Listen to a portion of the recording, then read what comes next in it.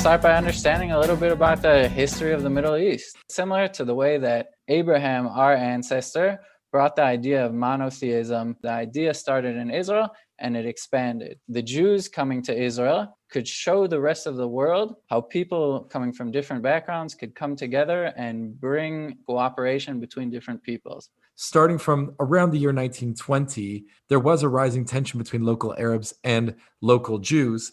However, much of the tension was kind of brought out by external forces. There was some element, we are two different peoples, but there was also another element of working together. Ultimately, the mindset, especially for the local Palestinians, everyone runs their own thing in their own locality. There wasn't really this national identity because they were all just under this huge, overly expanded empire. The Independence Day War ends with a victory on Israel's side, the establishment of the state of Israel, and it establishes the image that we know now, where Israel has a state and the Palestinians don't. Leaving their homes is really leaving their country, and their country isn't necessarily this idea of Palestine, which is the one that we think of with the modern peace process, but leaving Jaffa meant leaving my home, leaving my community, leaving my country.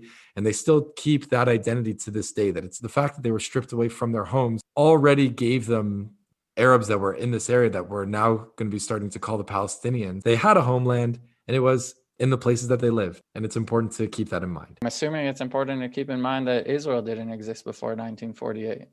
In the late 70s, and it's the first time that Israel signs a peace agreement with a neighboring Arab country. Until then, there was 3 no's: no recognition, no peace, and no negotiations. It says that Israel is going to sacrifice some of the territory that they conquered in 1967, and they will allow the Palestinians to create some kind of an independent state, autonomy and self-determination for the Palestinians.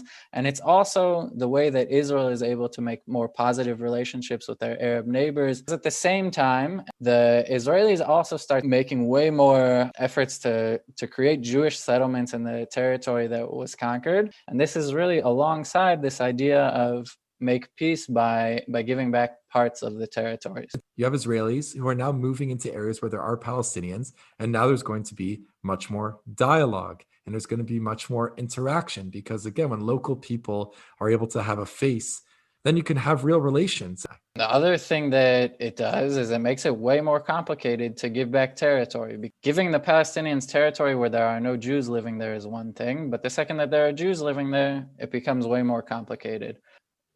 Israel can be here as kind of something that helps the entire region. And he describes this idea of Israel working together with Arab countries, the economic prosperity that can come, all of the positive developments that can come from Jews cooperating with Arabs in the Middle East. However, he sees that as the step after making peace. He sees that as the step after we come to these political agreements, but we're not able to get to these political agreements. And that's kind of like the background to what's been happening since Trump.